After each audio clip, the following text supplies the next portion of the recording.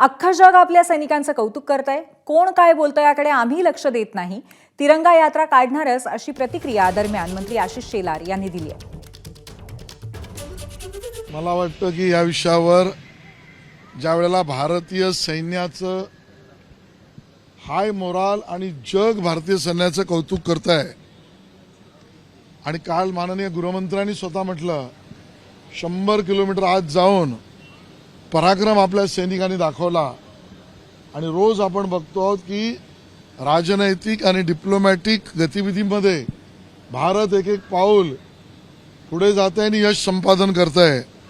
त्यावेळेला कोण काय बोलतं याचं महत्त्व आम्हाला नसून भारतीय सेनेच्या बरोबर उभं राहणं हे प्रत्येक भारतीयाचं कर्तव्य आहे.